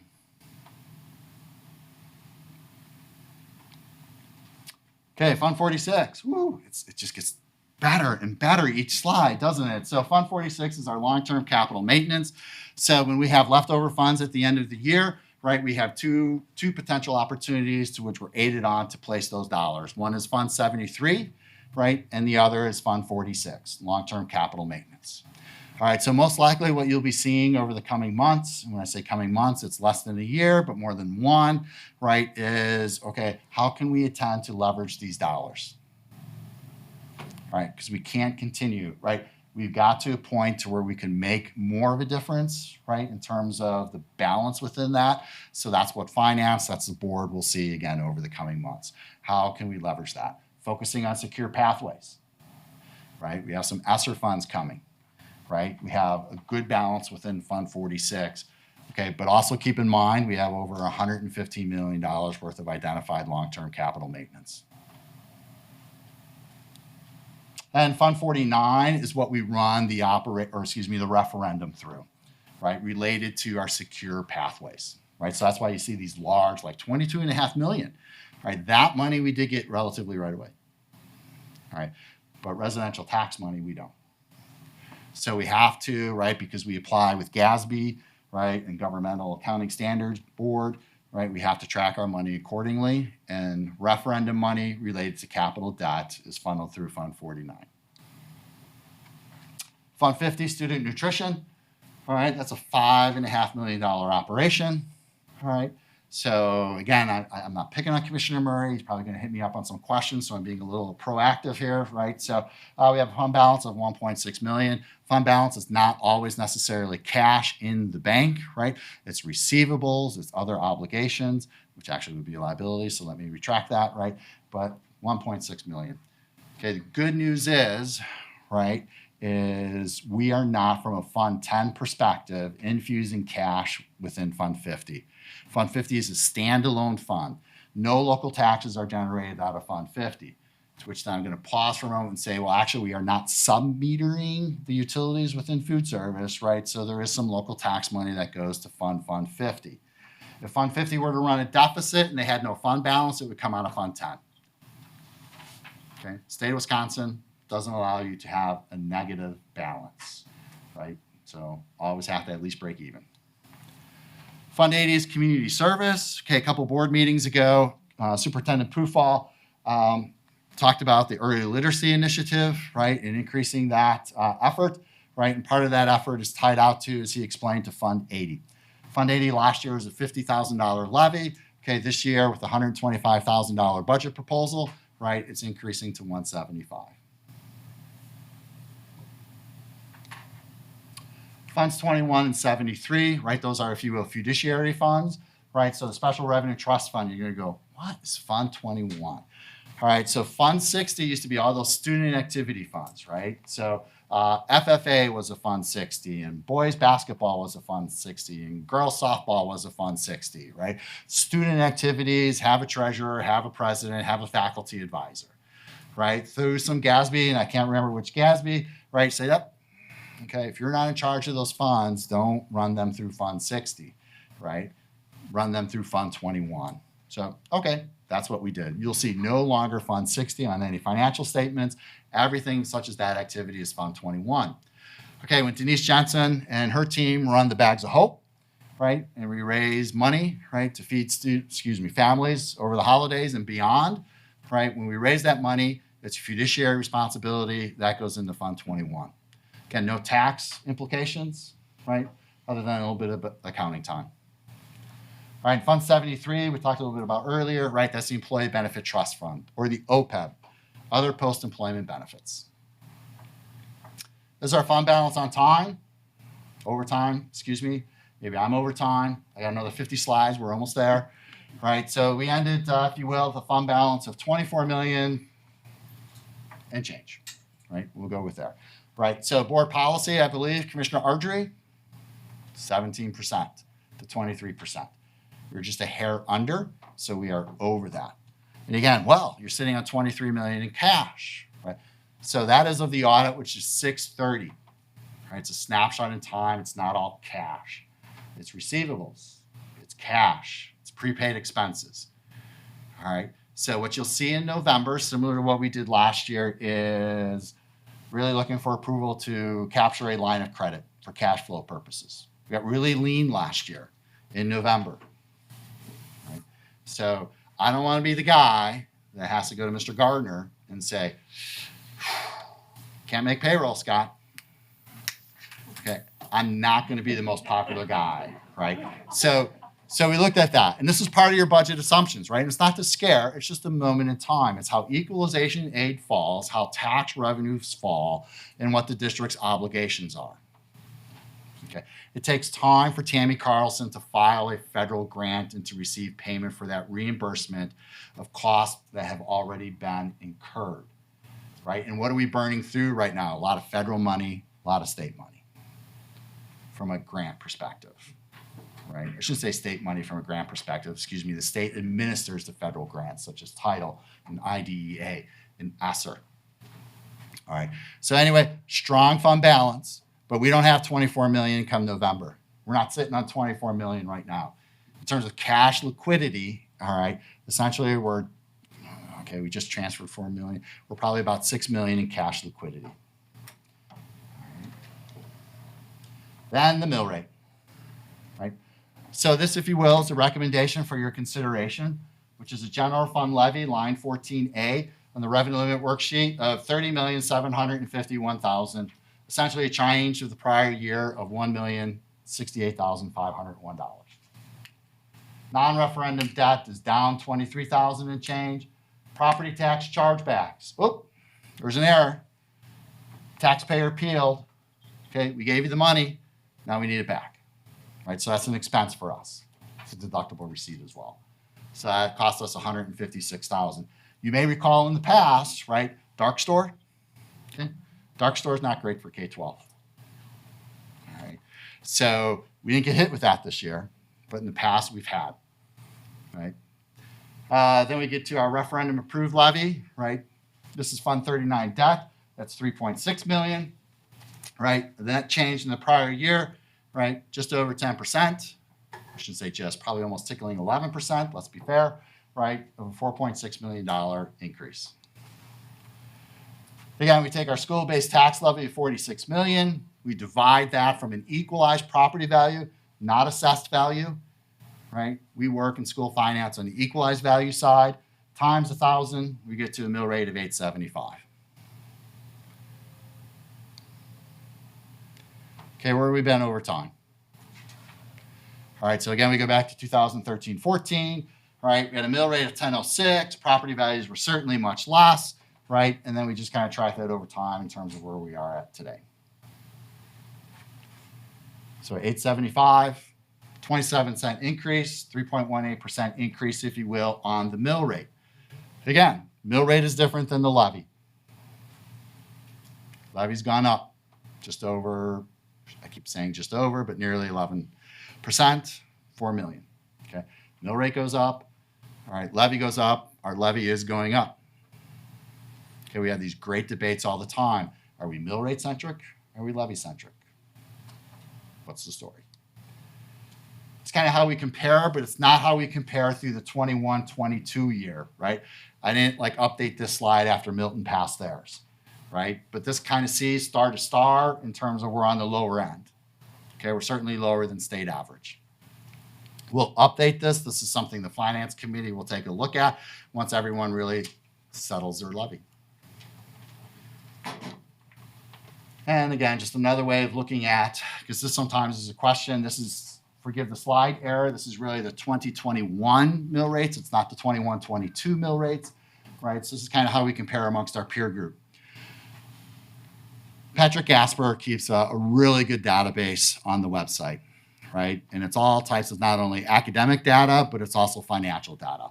So it's everything from mill rates to levies to enrollment to membership relative to not only Rock County, right, and area districts, but also to our peer group.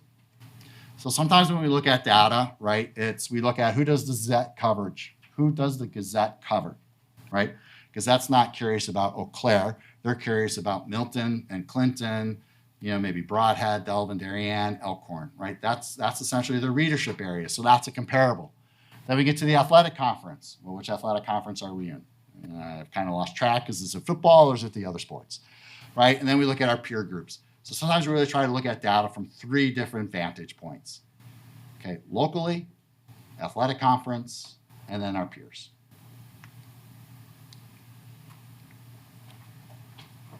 So Commissioner Ardrey is going to say next time, take a break between each section so we can ask questions and not wait until the end. Is there any questions? Commissioner Hanawal. Thank you, Dan. 32 students from your projected 965 to 933. Sure. That is, I'm not good at math. That's like 3/100ths or something like that? I'm not sure I can do that. Okay, either, but so. is that a significant difference really when you were projecting the budget? Yeah, so let's kind of quickly go back there. I believe I was projecting in the assumptions. The assumptions are part of the budget book, 9065 for the third Friday count, right? So why did we pick 965? So again, the number always changes a little bit, and it changes from September to January and even a little bit after January. But we got to push out the document in terms of the assumptions. So 9065 was conservative. When we looked at forecasting, all right? And this is what we talked a little bit about finance. So when we're forecasting to go to referendum and using our forecast model, all right, this is December of 19, March of 20, right? And then the board has to consider an operating referendum in August of 20, all right? And then the world dramatically changed from a third Friday count in September of 20, right? So we were projecting it to go down because we've been going down about 130 members on the third Friday count each year for the last number of years. All right, so it just bottomed out more. Who knew? Right? And so then we get to that 90-65. I'm taking a very long time to answer your question, right? My peers are getting anxious, right? They want to go home, right? As I'm sure you all do too. But essentially, we were close. We just don't know, right? And when I say we don't know, is keep in mind we did our UW population lab study, right? And so again, that's interesting when we look at our private schools. It's interesting when we look at birth rates. It's interesting because of COVID, further complicating it. We knew we were trending down, but we also saw, and Superintendent Pufall will correct me if I'm wrong, right, some increases based upon birth rate. All right, but again, it flies around, right, is it's hard. You know, when I say it's hard to exactly put the tail on the donkey, so to speak, in terms of this is exactly where our membership is going to be in September. So I'd say we're close. And thankfully, we weren't far off. Right, I understand it, but I mean, 32 students, I think, you know, for projecting at 965 and hitting at 933, that's, I mean, I guess that's like if you're shooting a bow and arrow, you know, that's you're getting pretty close to the bullseye, aren't you? Well, you know, thank you. I'm not sure I can really take a lot of credit other than going with conservative assumptions, right? So when we forecast, and finance hears this all the time, right? Because we're very conservative in that. We're conservative in property growth values. We're conservative in membership growth, right? And it's also a data point that we'll need to continue to explore. Superintendent Pufall and I had this discussion the other day. Is the UW Population Lab study is great, but we may want to take a different look at it, all right, just from, if you will, an economic development standpoint, right? So we're always interested in birth rates, but birth rates don't necessarily translate, as you know, into membership, right? So thanks. It was really just kind of a conservative assumption on my part. Are there any other questions for Dan? Kevin? Thank you very much. Sure. My first question is why I struggle with this. I every year I do, but how do I, in my mind, balance the mill rate to the tax levy? How do those things compare? Because, like we stated, the mill rate went up just over 3%. So does that mean at a $100,000 home, I can expect when I open up my tax bill to see only a 3% increase? You understand what I do. Because that's the mill rate, right, per thousand? Right. So I should see a 3% right tax increase on my. Yeah, I don't know if I could tell you that's exactly where it's going to land, right? And so part of it is close to that. So what I don't know is what your neighbors did, right? What I don't know is where the city's at with revaluation and keeping assessments current. All right, so But it's always it's a ratio. Mill rate is based on $1,000, right? So it doesn't matter what my doesn't. So if the ratio is an extra 3% on every $1,000, my house could be worth $1,000 or it could be worth $100,000. It's still the same ratio. Yeah, I'm trying to be sure that I'm clear, right, in understanding. Well, the question always is, because this gentleman talked about 10%. In the last page, it says the tax levy is increasing by 10%. But if I look at the mill rate, the number is only telling me that it's going to go up by 3%. So when I open up my tax bill, let's say my house is worth $100,000. Right. Last year, my mill rate was $8.48. So 800, yep. And, right? But this year it's gonna be 27 cents more per $1,000. I should be able to do the math Mhm. and open up my tax bill and say, geez, there's that 27 cents times 100,000, or times 100 would give you my increase. Yeah, I don't know if I would support that simply because of, again, right, and I'm not trying to flim-flam you, right? We've had some great conversations, right? So keep in mind when we're levying on equalized property value, right? So the mill rate we are providing, predominantly the city of Janesville, right, is not going to be the mill rate, all right, that'll be executed on your particular tax bill. That's been this discussion that drives some of us taxpayers crazy, because we're going to report out tonight that the mill rate is going up 27 cents. And then we send the information downtown to the city hall. Mm-hmm. And typically, well, what happened? All of a sudden, it's a lot more than you told me at the school board meeting.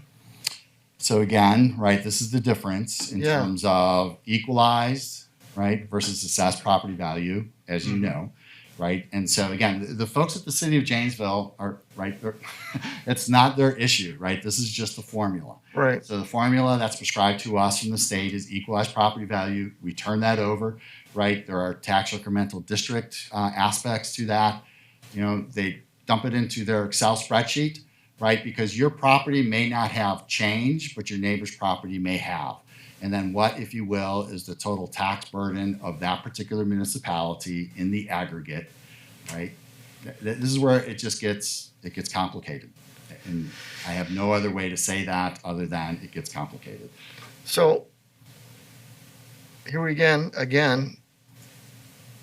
I'm not able to tell myself if this passes, right, for certainty, Mhm. how my tax bill is going to look like in when I get it in the fall, because I really don't know. Nope. Which You is don't. sad, because we're saying it's only, my taxes are only going to go up 27 cents on 1,000, which I bet it won't. I bet it'll be more.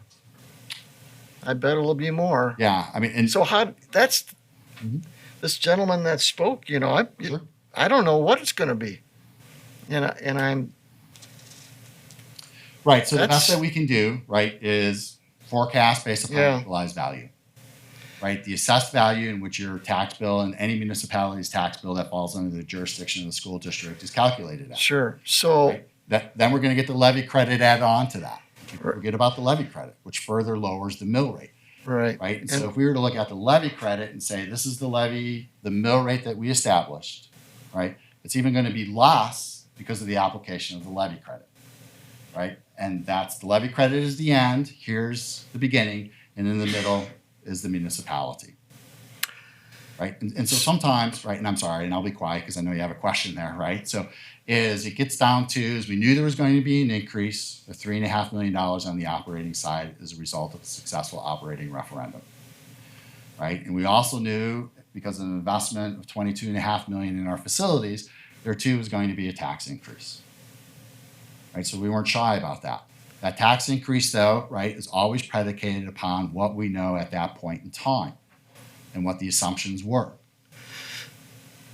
So I have No, for sure. So I have two assumptions in my mind. One, now the board is making the assumption that we agree to tax to the max, Mhm. right? That's what we're doing. And now this is probably the first year I haven't heard us get or have somebody tell us that on that $100,000 house, this is your expected tax increase. And I'm making the assumption because every time we say that, it hasn't been true. So maybe Okay. that's why we're not saying it. Okay, that's why we're not saying it. So that's a little. I wish I was smart enough to offer a solution how to get the bullseye a little closer to what we're really telling our constituents what they can expect to see on their school piece of their tax, is we don't know. We really don't. We know it's going to be more. Yep. Right. Right. So here's how what we much do, more? right? Is if you will, we play right? Maybe play is a poor choice of words, but we really operate within the guidelines that's provided to us. Sure. Right? And all of that is always equalized value, right? It's also, whether it's a revenue limit authority, whether it's authority to surpass a revenue limit because of an operating referendum or debt issuance, right? That is your prerogative and the community's prerogative to support that. It is hard, right? And this is where, like on our website, right, we try to really, provide information from the Wisconsin Taxpayers Alliance, right? Because everyone feels as though, Dan's dividends at the end of the year are going to go up as a result of the increased operate or budget, right? Well, my dividends don't, right? Because we don't get dividends like they do in the private sector, right? But when we look at the Wisconsin Taxpayers Alliance, it's a great resource that breaks this down in terms of equalized value versus assessed value. Right? And so all we can do is do what we're statutorily obligated to do, which is levy at the assessed value, right? Turn that value over to Wisconsin municipalities that fall within the district. They then dump it into their Excel spreadsheet, do the calcs that they need to, right? Come to a determined tax rate for your individual parcel, right? That's issued, and then, oh, by the way, we apply the levy credit, which is in the upper right-hand corner of your tax bill, further reducing your school tax burden versus what we originally, right, indicated it would be to your particular parcel. I have some more questions. On the Fund 10 revenue and expense sheet, I may have missed this. I'm going to make an assumption that on the revenue side, the federal revenue went up 43%. Is that? Yep. Esser? Yep. That's our Esser. Okay. Great question. Thank you. Just one comment that you made about short-term borrowing. Yes. That raises the hair on the back of my neck. I'm not in favor of short-term borrowing. I don't like debt at all. To consider going into debt to pay operating expenses, especially after just went for a referendum to pay for operating expenses. Yeah, so I'd rather make tough decisions like cutting the budget before we do short-term borrowing. So I just wanted to comment because you threw that out there. So real quick, just to clarify, it's a line of credit similar to what we asked for last year. Right, and so that line of credit was just under $3 million. I'd say we tapped it by about $1 million. So we utilized it for about 20 days until the state aid came in December. And what did that cost us? Probably about 10 grand. Okay. But we made that's my payroll. point, right? It's debt. But we made payroll. But you paid It's the a payroll. really common business practice. Now wait a minute. Don't I have the floor? I'm sorry, Kevin. Thank you. Mhm. Okay.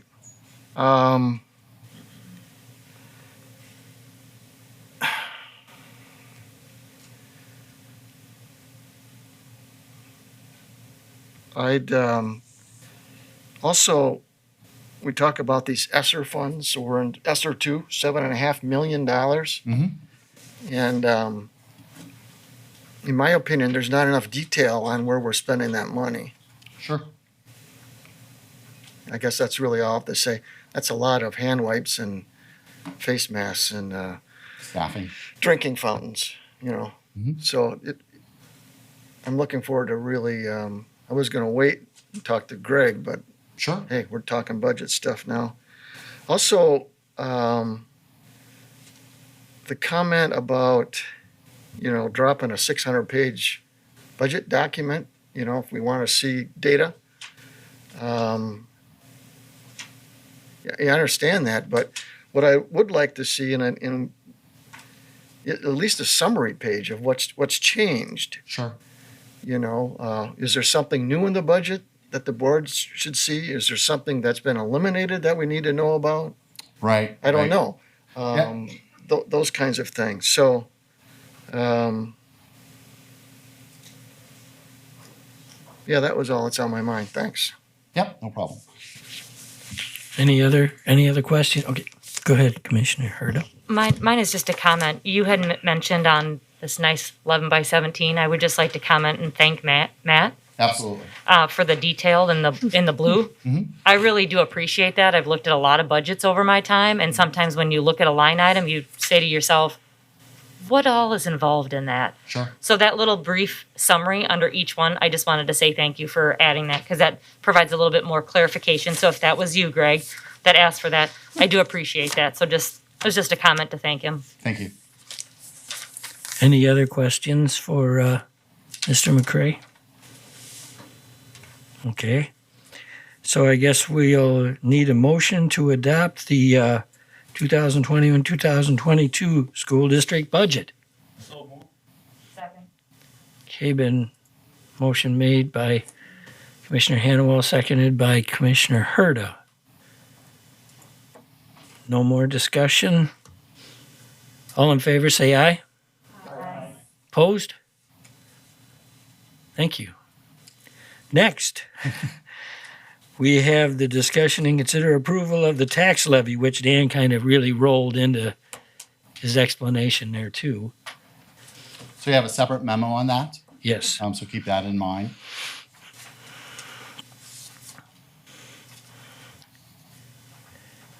Do we have any, would you like to hear about the tax levy?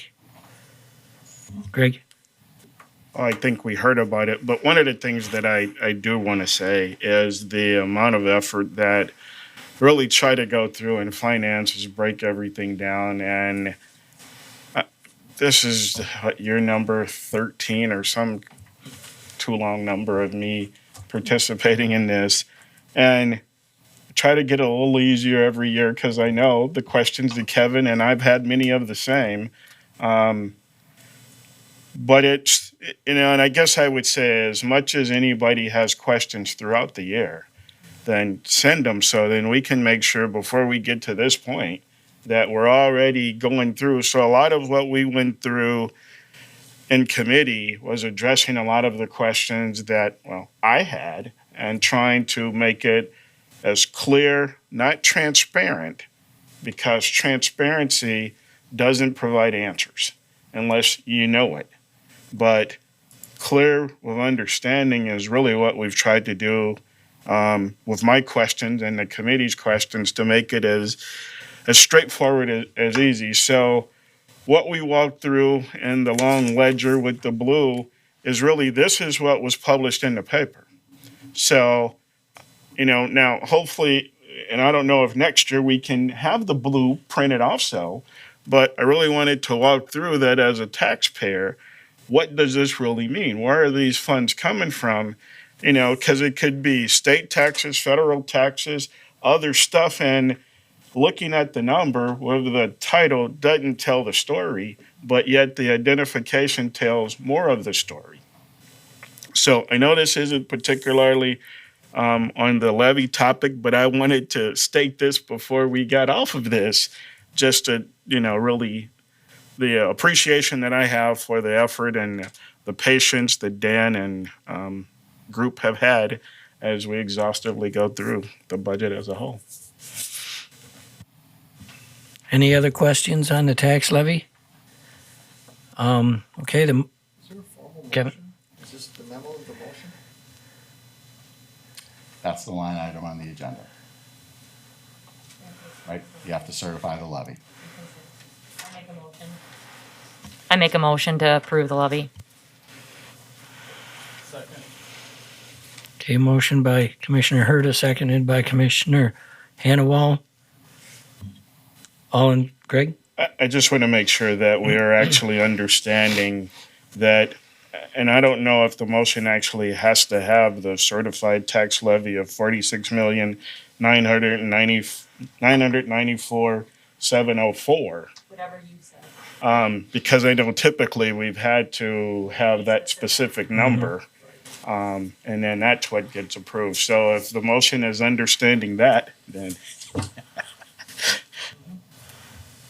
So that's what the motion is? That's the number that he said. Okay. I'm not going to repeat it. He did a fine job. He did. Carl? Yeah, I just want to make a statement before we do approve and that, or whatever, that the budget and the tax rate is made up of a lot of moving parts. They move daily. And for our group that work in the office, the finance, and the others working with them, it's an amazing thing. They can trap it this close. And I want to compliment them for that. I know during the week and in committee, we worked whatever to keep costs down as far as we can, but make sure that monies are available for the essential. And that is really well done work through the various things, especially with all the laws that apply to it. And again, change constantly. So my hat's off to our finance department for the work they do. Thank you. Well, and it's an administrative group team, so thank you. Okay, the motion's been made and seconded. All in favor to approve the tax levy for the 2021 year, say aye. Aye. Opposed? Okay. Thank you. I guess I'd just like to thank everybody for coming before we have the board requests and the board president. Also, Attorney Moore for sitting in for his constituent. That's very nice. Thank you very much. Denise, do we have any summary for board requests? I don't, but I don't know. Yes, please. Okay, future meeting dates at this time, we have a Policy, Personnel, and Curriculum Committee meeting, PPC meeting, scheduled for Monday, November 1st at 4:30 PM here at the Educational Services Center. And on Tuesday, November 9th, 2021, is the regular Board of Education meeting at 6 PM here at the Educational Services Center. Is there still a, no? Okay. It's been canceled.